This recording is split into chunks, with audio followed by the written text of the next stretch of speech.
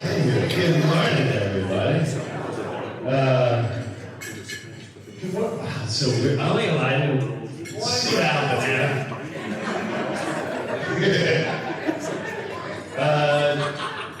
Hello again. Hope you had a good breakfast and all that. And first of all, thanks this whole weekend. Hope you had fun. Those who were here last night. Those who joined us in the jumping in the pool.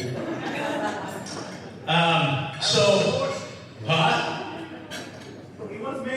He was me. It was you. You were one of the first ones. I was me too. You led the way. Your mom started the whole darn thing. We did. We're gonna have to get ourselves on a cruise or something. Yeah. We're working on it. So. I'm just going to be honest with you, I won't keep you very long, because someone's got to go places and all that. I never thought I'd be, first of all, I feel like I'm with family. You guys, no, you made me feel so comfortable, and I was thinking about when I woke up today, last night, this is my family right here, Jimmy, Joe, the kid. I don't let loose in front of anyone but them. I have a major shield in public, always will.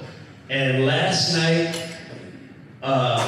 you guys made me feel like I was hanging out with my family. And so I want to thank you for that. I didn't care if someone's like, look at this jackass, or someone's going to say, I'm just young for 45 minutes. I think I found a new cardio too. I think silent disco should be the new shred the weight. And am I the only one whose back fat is killing me today? Oh my God, my calves, my ankles, my boob muscle. It went right back in the shape. It went right back. I'm so excited.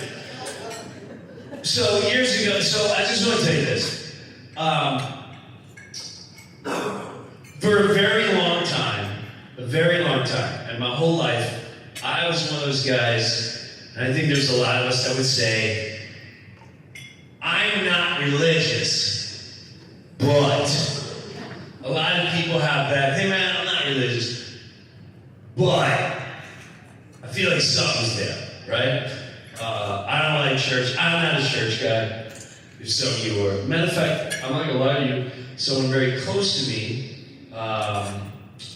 who's a very church person, goes, what are you doing this weekend? I said, we're doing one thing, Saturday, we're going to do a show, we're going to do Q&A, and then we're going to have a party on the top, and then Sunday, I just want to tell some stories that really happened, and it's, when I tell them throughout my life, every time I tell them, people are like, oh my God, I can relate to that. And they said, well, if your fans were really people of like faith, wouldn't they be in church on a Sunday? And that really bothered me. That really bothered me. It really did. I'm like, what? You don't have to go. And so with that said, and I'm going to be so brutally honest with you, and I'm very nervous about this. My first calling in life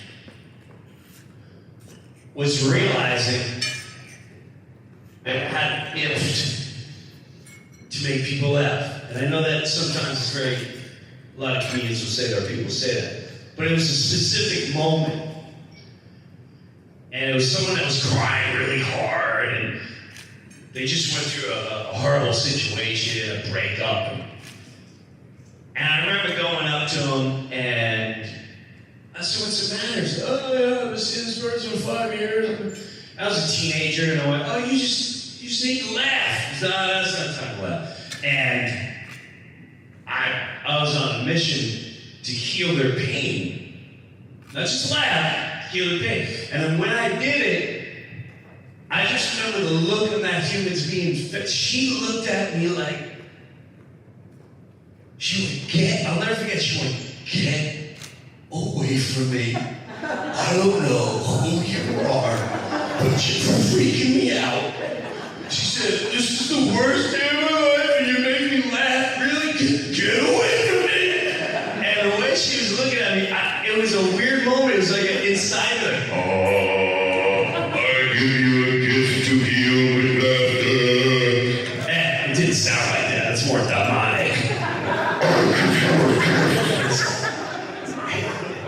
So, that's the first thing. How I felt. I wanted to be sorry. I was like, wow, I can heal. Wow, you can. What a gift. Now, then I started doing stand-up comedy, and you go through your thing. But I personally always had something higher. God, I did. And I used to be afraid to talk about that. However, when COVID hit, and I'm going to be brutally honest with you too about something, and I always freak out telling people, long before Saturday Night Live, I would get a calling that said, we need a new way, and I'm not saying this, I'm not creating a cult right now. Because that's what it sounds like. Starting today, if I just have 20% of your salary, it would mean so much to me. Joe and I, we just bought tons of land in Okeechobee. We got 3,000 acres. I think we could really make, as Katie said, to a movement. It's a movement. We're having a movement. That's the key words they use. We're having a movement. Okay. Yeah, and it's only a 5-year plan. The first 2 years, Joe's, I won't be there, but please.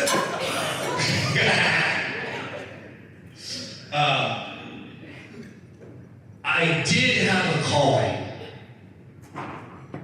but I was always, it was, you could do it with laughter, you could do it with honesty, and you could do it with real stories. And that'll touch so many more people, because everyone has real stories of death, something crazy that happened to them, a tremendous fear, or whatever, something you don't know that may exist. And I was always petrified to do it.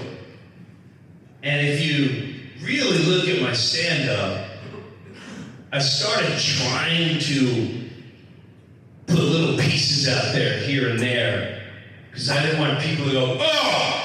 Because that's the thing. If you believe in any type of God, people go, oh, what are you, religious? What are you, a freak?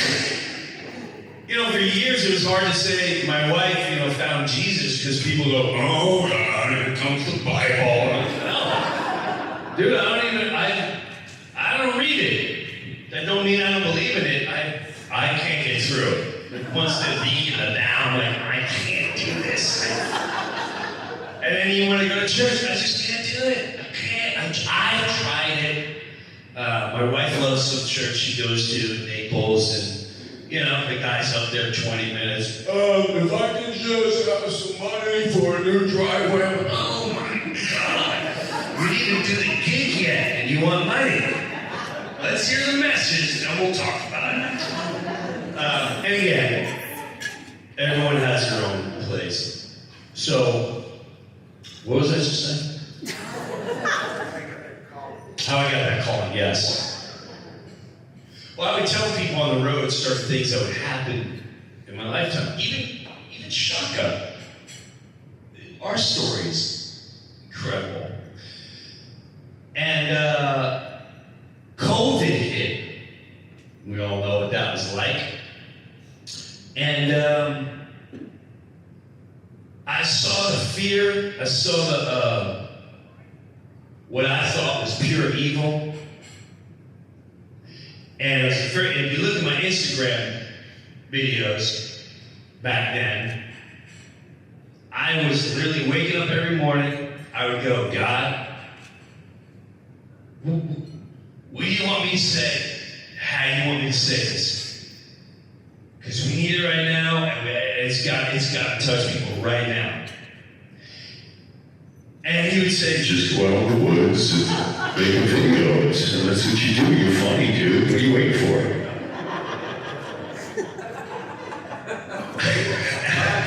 Dad called me dude. Absolutely. And I swear to God, dude, I'm freaked out. I don't know. And then I'll never forget this. He said, what did you want in life? I said, well, I wanted to work with, when I was growing up, I wanted to work with Pesci, De Niro. And you did that. You're right. And then I wanted to be in film, and I wanted to at least be in a film everyone would remember. And you did that. No, you're right. But then I wanted to be home for my kids and my family. And you had that. You're right. But the ultimate one was, before my dad passed, I wanted to hold that man. I begged you my whole life. And what happened? Damn, you're right. Because when you're ready, I'm here. And that blew my mind. It blew my mind. I've been with every star I've ever wanted to hang out with. I got stoned with the people I wanted to get stoned with. I hung out with every Met player, every ball player, every rock star. We toured with Metallica. I became part of people's lives that were my idols. And none of it compares to the feeling I get when you touch another human being's life through a deeper moral type thing, whether we know what it is or not. So I'll give you a couple weird moments.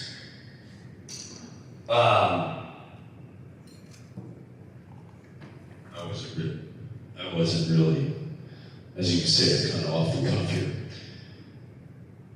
Every time I was in trouble in life, I always just asked, really begged, hey man, whatever you want here, I'm asking you, whatever it is, right? There's a billion moments here, but I'll give you one that really freaks me out.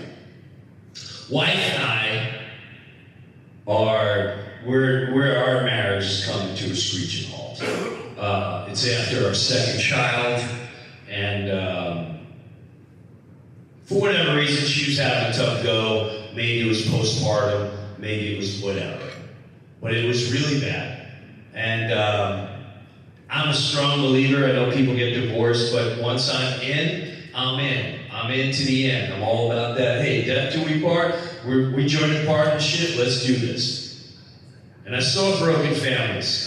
I saw horrible divorces in my family. I saw my sister get beat up by her husband. That was very traumatizing. And that brought out a lot of anger, which is why I listen to metal. People like, metal satanic. I went, let me tell you something. One for heavy metal, Jim Breu would have took a lot of human beings out. Metal saved my freaking life. That was my dent. That was my turn it higher!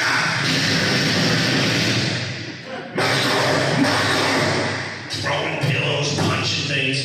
I came out a little bit last night. I'm more soft-hearted when we start moshing. I'll just touch you. Years ago, you all would have been on the floor. So, with that said,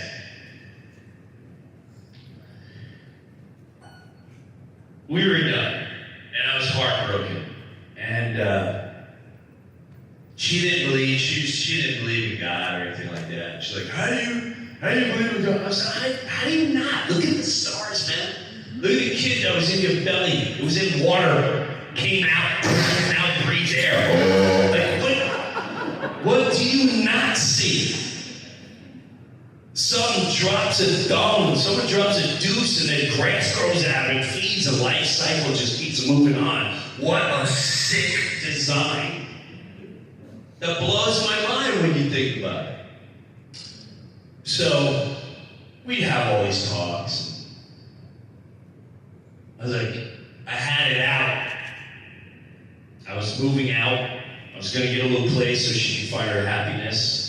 I didn't tell her. I was putting everything in place. And I pulled over and I had it out. Now again, this is like my fourth, fifth time doing this. This is just one story. And I had it out. I yelled at it. Which is really funny at the end of the day. I said, God, if you don't show up right now and save this marriage, I don't believe in this. I don't want these kids to grow up in a broken home. You know I'm in it for the long run. I don't cheat. I don't do drugs.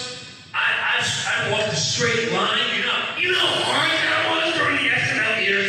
Drew Barrymore's going, you're so cute. You know how hard that is? When the chick at party 5 is like, if anything ever happens, call me. Oh my God.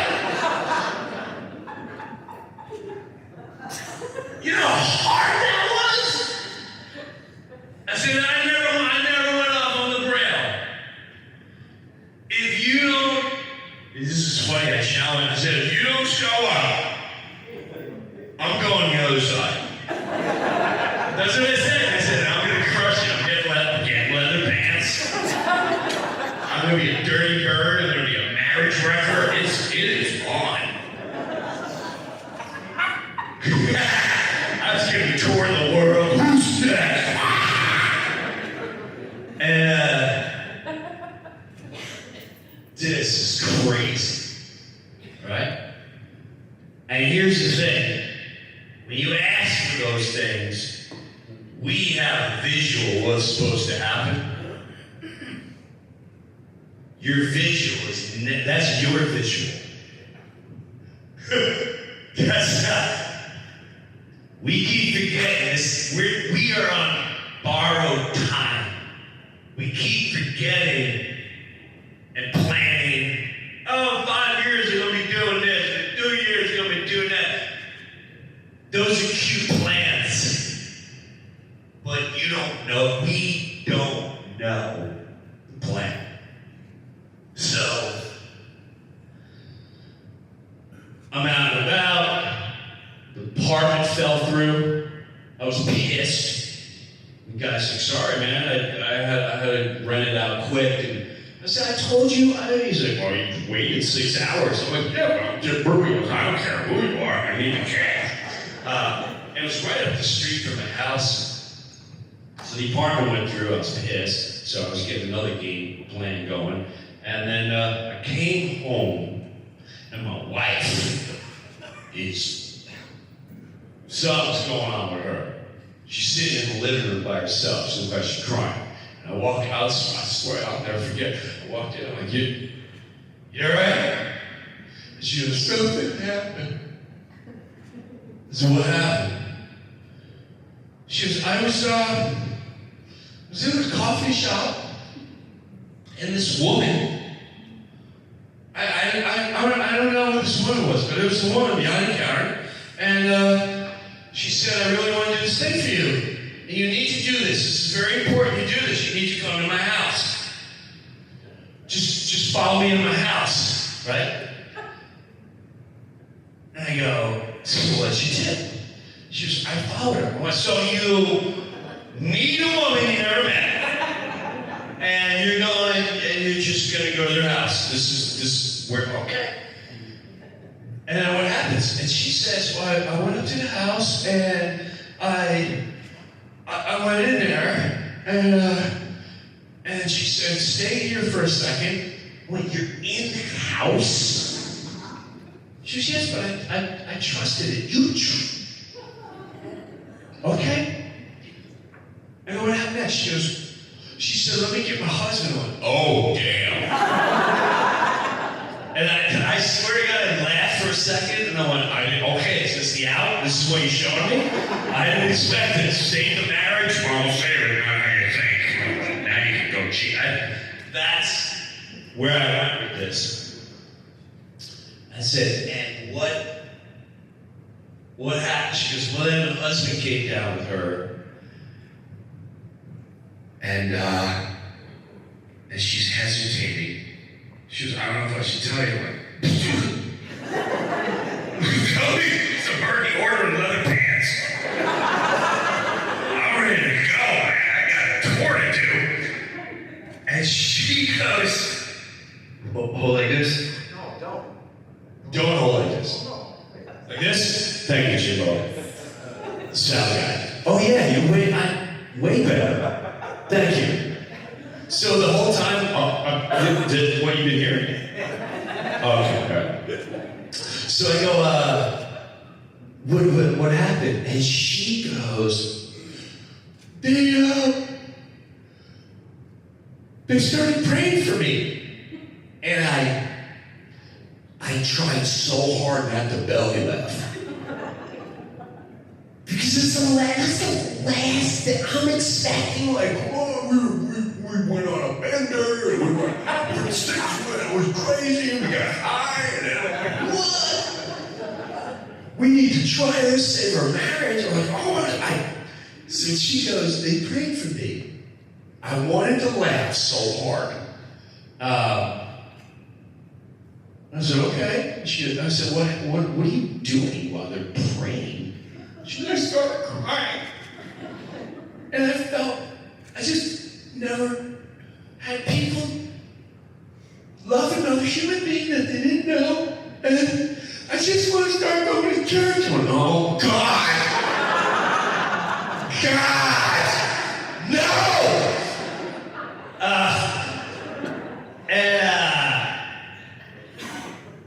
Started going. I went to one. I said, I can't do this. I said, I go in the woods. I talk to God. So do what you gotta do. And now she's found Jesus, right? Now, I'm not gonna lie to you.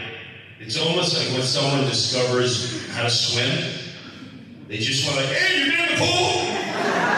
Oh yeah, you go under the water, you swim in, you gotta go to the pool. I know, put your hands in, I'm going to the pool. And you're going to the pool, all right? I know.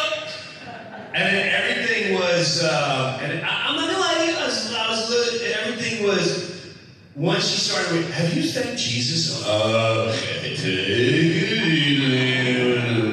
Thanking her. She goes, no, you have a gift and your voice, and he gave us, hon, please. I got it. But at the same time, our marriage has a whole new life. Because now, we were not debate, but we also weren't fight. Like, when I tell you we fought, it was horrible. I didn't like coming home because I knew the minute I come home, whatever it was, I didn't know what she didn't like. She just didn't like me. She just did. You know when you're not liked by your wife or husband. You're not stupid, right? You know. We're not dumb. We know the feel. We know you're not touching. We see your body language. We just know. And I was like, dude, I can't.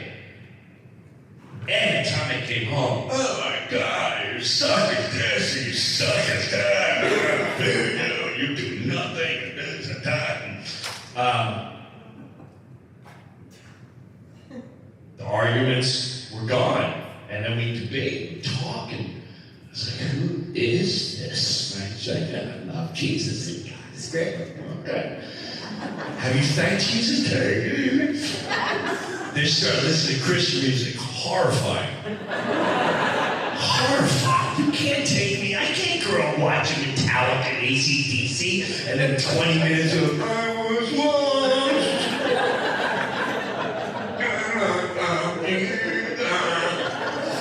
Oh my God. They're never going to sell merch with music like this.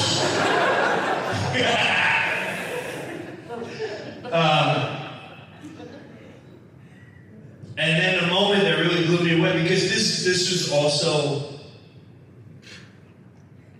I didn't have to, I wanted to see her grow in her own time.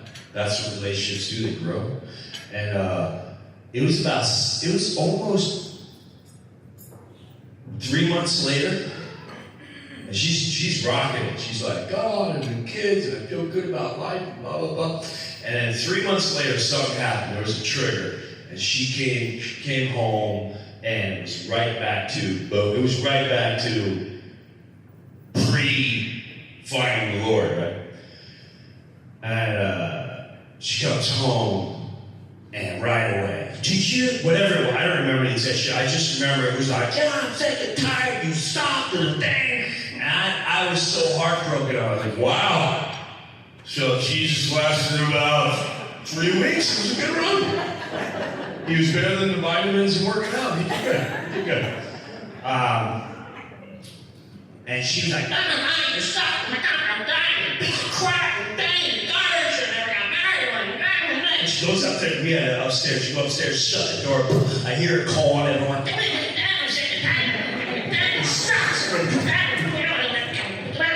And I swear my life I went, that was my last hope. And she comes downstairs about 20 minutes later. And she goes,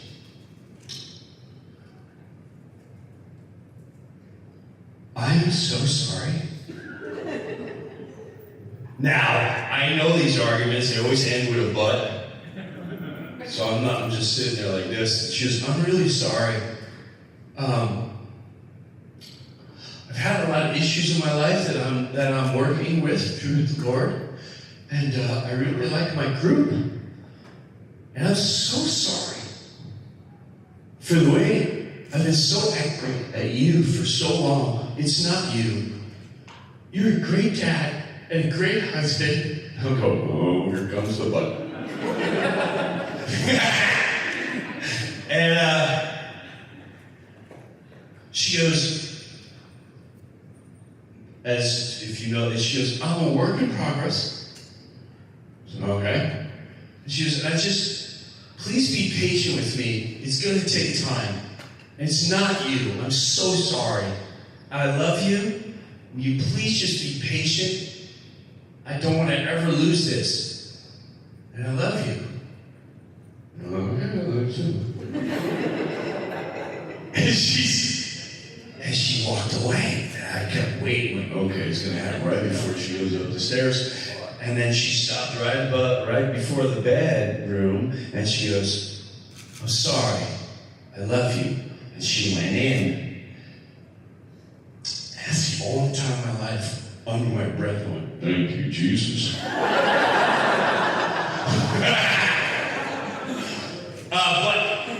And again, I'm not saying that's the way.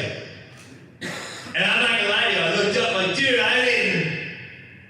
I said I need to save marriage. If you didn't ask me how, I said, that's up to you today. I'm like, whoa, this is nuts up. So to add to that, sidebar, I first moved to this little town, Chester, New Jersey.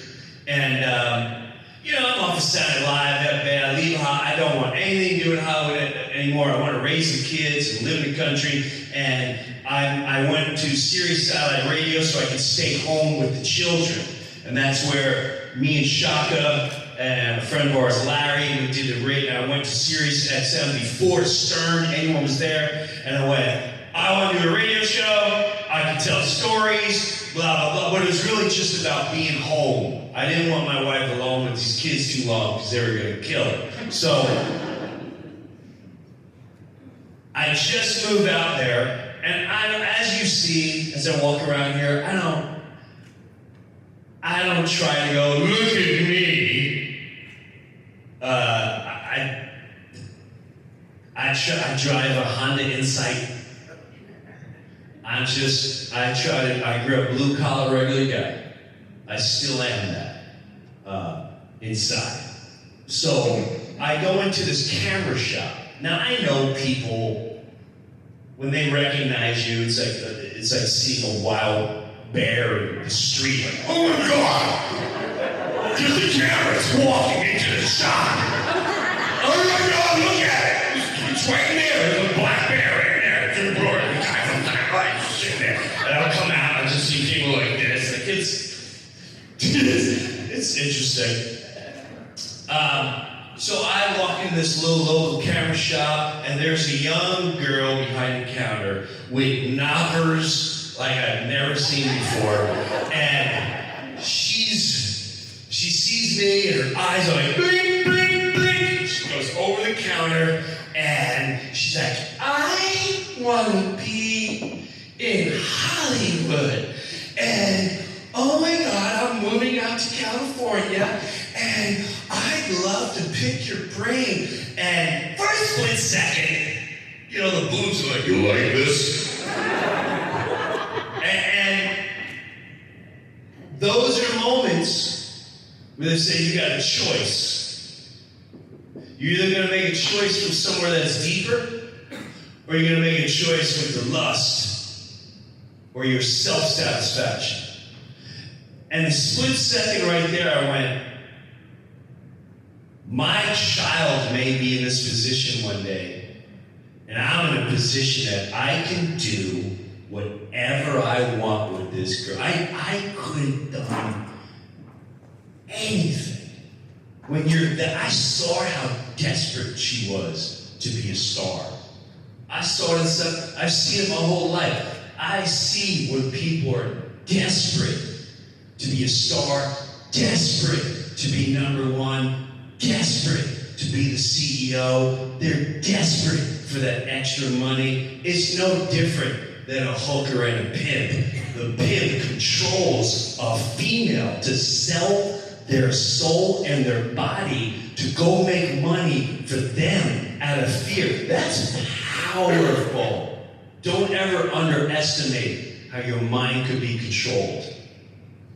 And I knew this girl, 2 seconds and all she needed was, you know, I know so-and-so. Really? And I can get you in that. She would, I just saw a straight porno. This girl's done. Done. So I literally, all that went through my head in 30 seconds. And I went, what's your name? She goes, Leah. Leah, you want to take a lunch break? And we'll talk about you going to Hollywood. Oh my God, that'd be great. I knew the camera owner guy, and he's like, okay, like, we're just gonna go over here. And we go there, and I got brutally straight up honest with her. The things I saw at Saturday Night Live, the things I saw behind the scenes, all of it. And I didn't really, once in a while I'd see him there. Months later,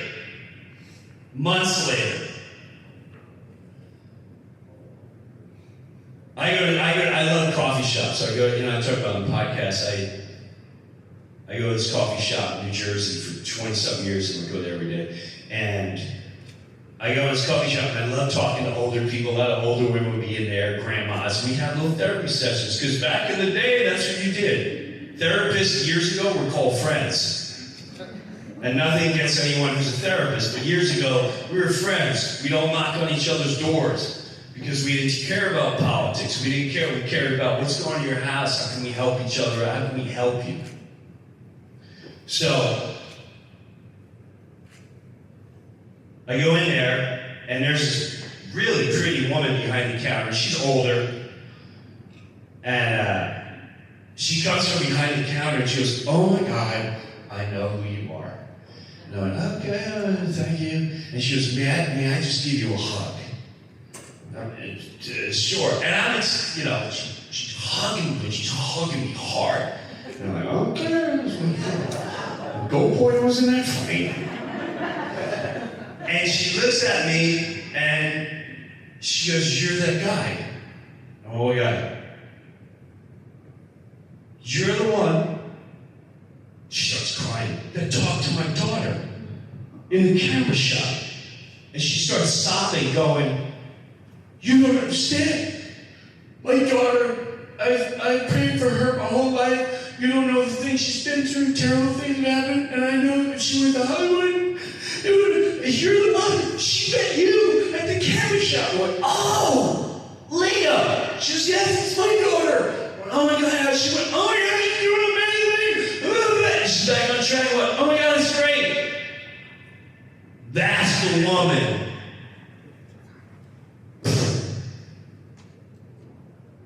who met my wife and brought her to the house. And none of us knew that until it was over.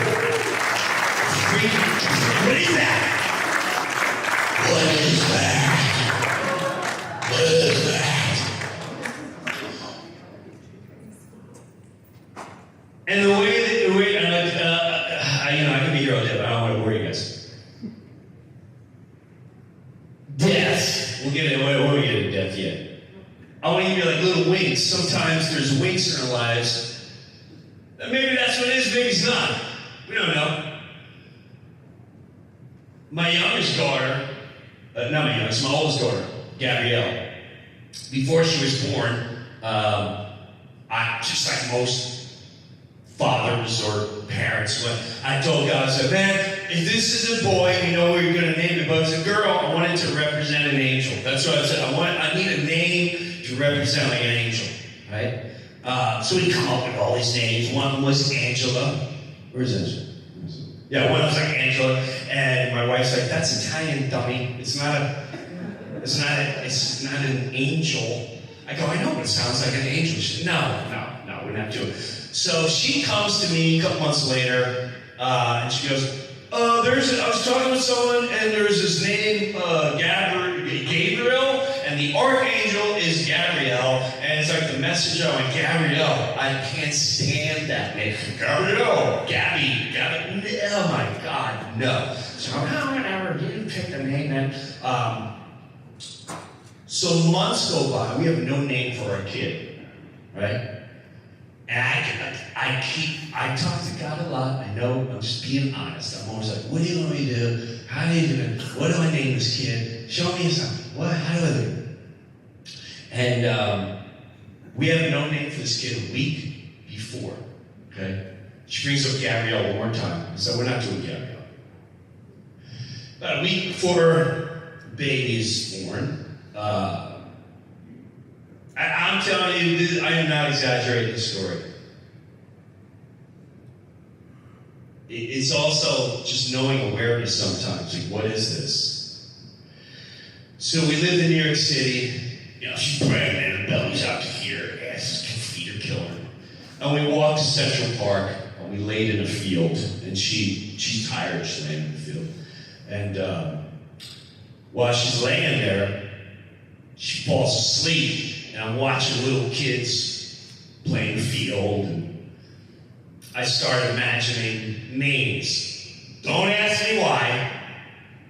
Gabrielle comes back. And in my head, I'm not saying it out loud, in my head I'm going, Gabrielle, don't eat that. No, yucky, take it out of your mouth. Gabrielle, oh my God, you're such a pretty ballerina. You look so pretty, you're beautiful, Gabby. Gabby, come here. I'm going, I don't know, is that very angel? I don't know. She has no clue what's going on in my head. She wakes up and we're leaving back to my apartment.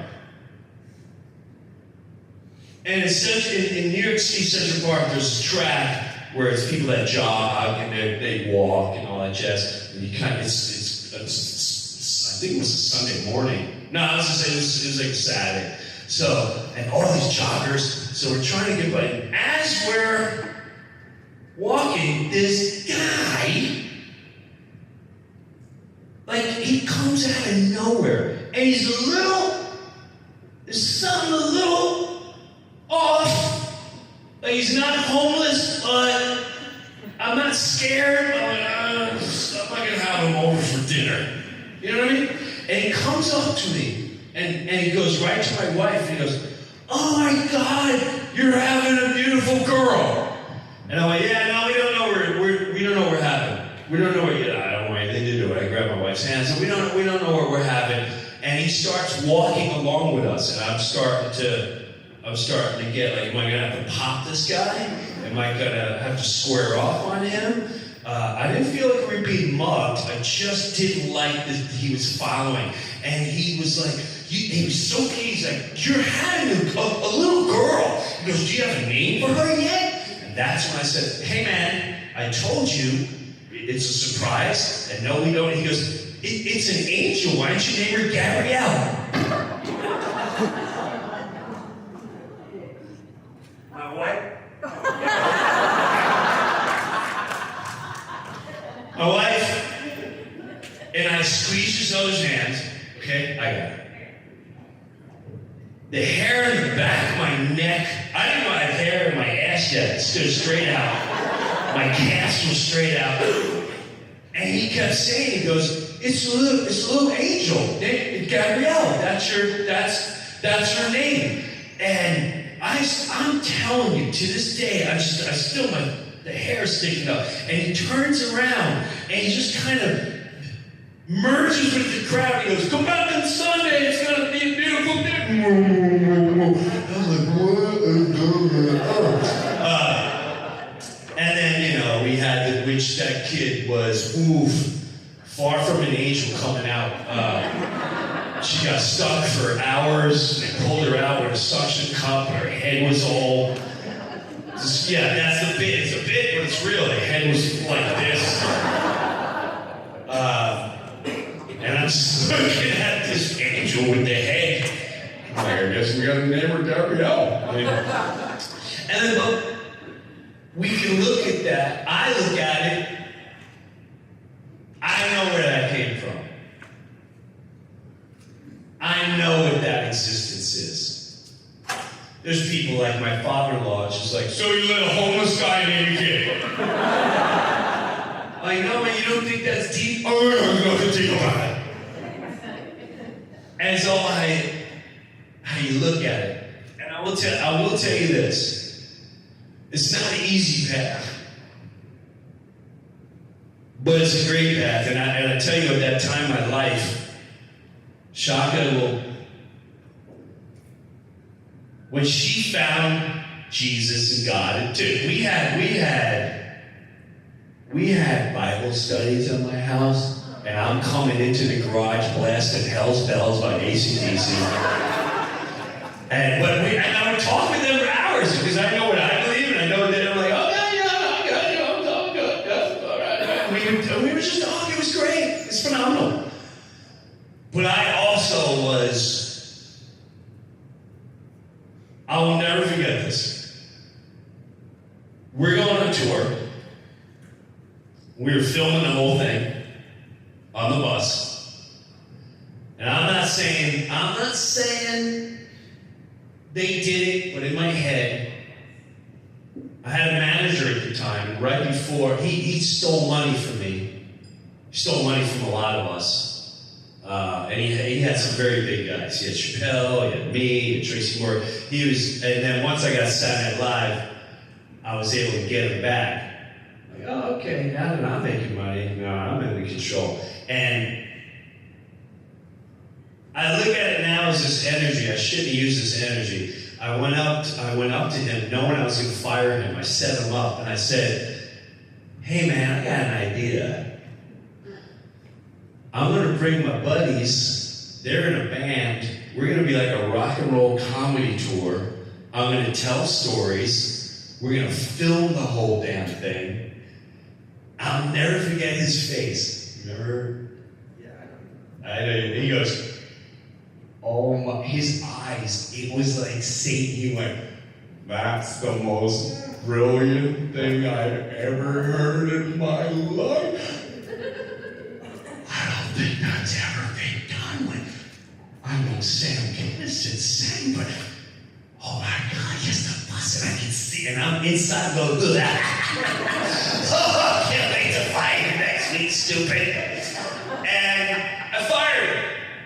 And we had a meeting day, we had the same manager, and he wrote me this heartfelt letter, and I called Dave. Oh, Dave, he sent me a letter, and Dave goes, hold on, man, I got one too, and I fired him. And it was the same exact letter, and he just changed the name.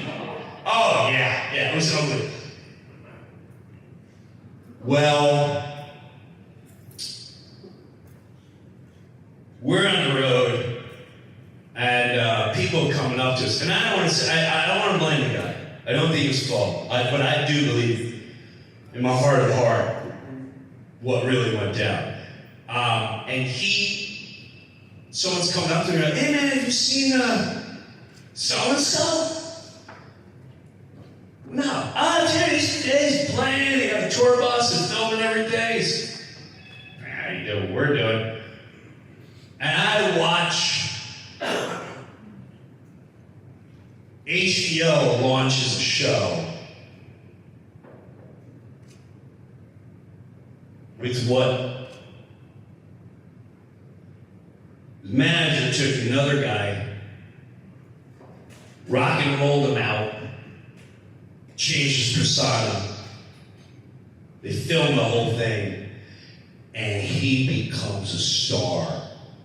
When I say star, I'm talking 20, 30, $40 million. And I'm like, this.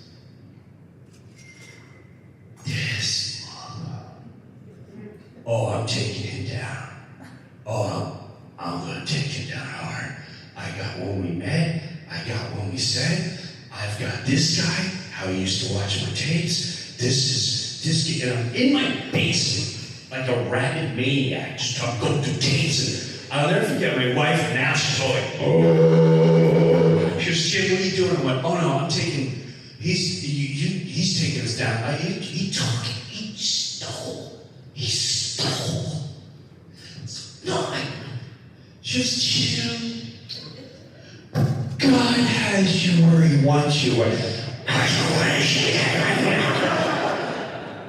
He has me in a basement with 3 kids. This guy's making $20 million a year of my idea. That's ours. You are right with that. And sick. She said, he's got you right. You said you wanted our marriage to continue. You said you wanted to be home with the girls. You said you wanted your parents to be flown up and move here. You have everything you want. You have everything you need. Let him have it. Let them have it. I wanted to take her head and smash it through a wall like you can never believe. That was the hardest. And for years, I had to sit there and watch. In every interview, people are like, what do you think of so-and-so? And I go, very entertaining. Very entertaining. And she said, don't speak bad about them. It's all God's got it. He's got it. Well, then my life continues. Living a great life, my kids. I get to hold my dad when he passes. I get to do all the things that I really wanted in life. Not the life. And I forgot about it. And the manager, bad things happened to him. The whole industry turned on him. He got caught doing this and that. The person that became a star plummeted.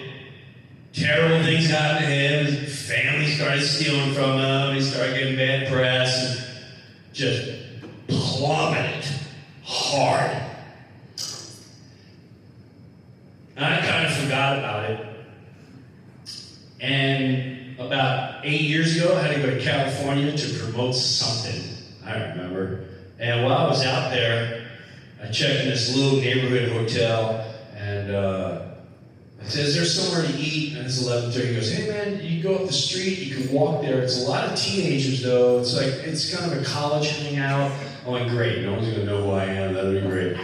No one, it's great. And he goes, yeah, I think pizza and tacos. I go in there, it's all college kids. I'm sitting in a tiny little booth, and I hear this guy go, Breuer. I'm like, oh God. Hey, And it's the guy. It's the guy that was a huge star. I said, hey man, how you doing? And he says, hey, I really respect what you did in life. Who are you talking about? He goes, man, you took care of your dad. I didn't get that. I didn't get that. And I just want to say, I know a lot of people won't tell you that, but I really look up to you for what you did in life. Everyone says, like, oh, he just goes on his own road, but I appreciate what you do, man. And I knew he wanted to say, dude, I'm sorry, I took the money, I know it was your idea. I knew he wanted, and I just got up and I hugged him hard. And he said, hey man, I just, thank you. And I was like, what just happened? And that was one of the most peaceful moments in my life. But if it wasn't for the grounding and what happened years ago before that, I would have never been able to go on these journeys. So, I guess, ooh, that was a crack in my voice. I don't want to we've been here almost 50 minutes, so I don't want to keep you that much further, but one real quick one, and then we'll go. I know a lot of us get mad at God. Someone got cancer, someone died, someone whatever. I remember my best friend Larry. And I can tell that one's going to be just correct. I remember, I'll give you one. I had a nephew. He had a tough go. His father wasn't around. He left when he was young, drug addict. And he eventually, I look after him. I was too young to look after him. My sister, like, he looks up to you. Long story short, years later, he goes to prison. He was there a couple of years. He came out of prison, and I checked him out. You know, my wife and I, like, we can't let him go back to his home. He's going to end up being the same way. And I'm like, I know. So, you know, we met with him. That was a funny thing, too. He showed up at the house. My wife's pregnant with my youngest one. And I'm like, let's have him up here. I haven't seen him since he was a late teenager. He's fat. And he didn't grow up yet. He comes out of a car, he's got tattoos, and he's 6'6". Like, oh my God, this is bad. And he smokes cigarettes, but he squats when he smokes. Like, oh my God, there's some prison cell stuff going on here. And we're in a nice neighborhood, like, oh my God. As a matter of fact, the first night we took said, let's go have a dinner. And he shows up with a wife beater and like jeans down to here. I said, what are you doing? I said, yeah. So I put some clothes on. Then we're at the restaurant, and he's 6'6", and he's laying like this. And we goes, I'm tired. I'm like, oh my God, we got a 24-year-old in a 16-year-old mentality body. This is going to be a lot of work. And it was the most incredible journey in life. It was another thing. That's, again, those choices allowed me to be on the radio to have a guy like this and get through it. So, about 2 years ago, that was during COVID, his dad, starts coming back in his life. And he's all, you must accept Jesus and Jesus and Jesus and Jesus. It was really a turn off for my nephew, because my nephew's like, I just want to go fishing, man. Don't come see my kid. Don't start preaching to me. Just let, and that is another thing. Some people got to understand, like, hey man, just walk the walk. And if people want to ask, let them ask. Don't say it's got to be this, because you may not allow someone to grow. You don't want to turn them off. So here's this guy, his dad. And he's pissed. He's trying to build a relationship. And his dad suddenly passes away. Now, a lot of us know when you lose someone, we can go through guilt, we can go through pissed off. There's a lot of feelings we go. We didn't get to say what we wanted to say, blah, blah, blah. And I'm going, oh, God, this is going to be bad. So his wife calls, goes, Uncle Jim, you gotta get here. He's pissed. I don't know what to do with him. I said, I'll be there in a minute. Again, I go there, and right before I rolled up into his house, I pulled over. Oh, God. I don't know what you want me to say to this kid, but I'm going to have to figure it out real quick. Please just put it. All my life, I'm telling you, it was like, bang! Oh, my. Wow! Okay. So now I go to his house, and I go, listen, before you get bad feelings about your dad, and he wasn't there, and blah, blah, blah, yes, it's all true, and I don't want you to feel guilty and have bad feelings towards him. Was he there? No. But let's just, I want to tell you a quick story. This is a true story. When I was about 9, 10 years old, my parents brought me to Ohio for a visit. And we'd drive there, there's no air conditioning. And there was a guy, to this day, I remember it like it was yesterday. It was the most vivid days of my life. He was so excited, and so he just wanted to be like a dad to me. And he's like, can I take Jimmy out shooting guns? Like, what? I'm 8 years old in the woods. He took me fishing. He was teaching me the Rolling Stones. And at the end of the second night, he came down to my parents and he said, can I show Jimbo? I was in 5th grade. He goes, can I show Jimbo and let him listen to this record? It was Steve Martin. Let's Get Small. It was a comedy album. He had a funny looking nose and this balloon wrapped around his head. He goes, it's not really bad cursing. I'm telling you right now, I think Jimbo will love this. And my dad was like, well, it's not, sexual. It was so funny. And I was blown away that you could do comedy and people would listen and then you'd make a record. And that was, I think, that was the moment where I went, oh my God. And I'm telling him this, and that led to me doing sketches. And I did sketch night in 6th grade. And then I was thinking about comedy. And then I did it in high school. And then that guy right there changed my whole life. And then from there, I started doing stand-up. And then I got television. And then I started making movies. And then I was able to walk away, have money, and have you. And I said, look at you. You went to prison. You've got a great job. You got a wife. You live in a great neighborhood. You got an angel daughter. I go, but you know what? That guy was your dad. And maybe, just maybe, God knew he wasn't going to be there. Like that Johnny Cash song, Boy Named Sue. Listen to it. It's funny, but it's interesting.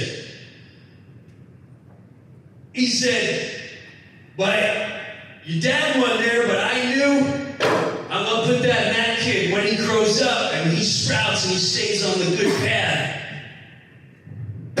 I'll come back and we'll take care of you. So you don't know what the plan is. You don't know when bad things happen. Instead of dwelling on the bad, gotta look at it a different way. That's the only way I've been surviving my whole life. And with that said, I'll see you the next weekend. I appreciate all you guys. Thanks for letting me. I'm scared everywhere I go. Now I'm going to end this because that story will make that funny. But I really can't thank you enough. Between last night and today, this is the real Jim Breuer, and I don't let people in, and you allow me to be the real Jim Breuer. So thank you for that. I feel the best part. Thank you guys.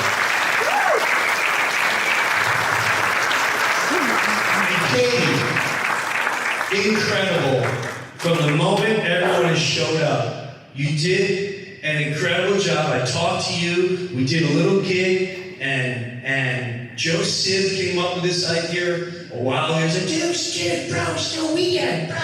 Dude, you do God talk stuff and like your heavy talks and like, man, like you do the thing and then you do like an ACTC talk and then we talk to you and you're like, oh my God, I can make that happen. I can make that happen. And I just left and she's like, I already got a hotel and I already got a disco and I'm like, wow, wait a minute, I didn't think about this yet. We were talking. So thank you very much. And again,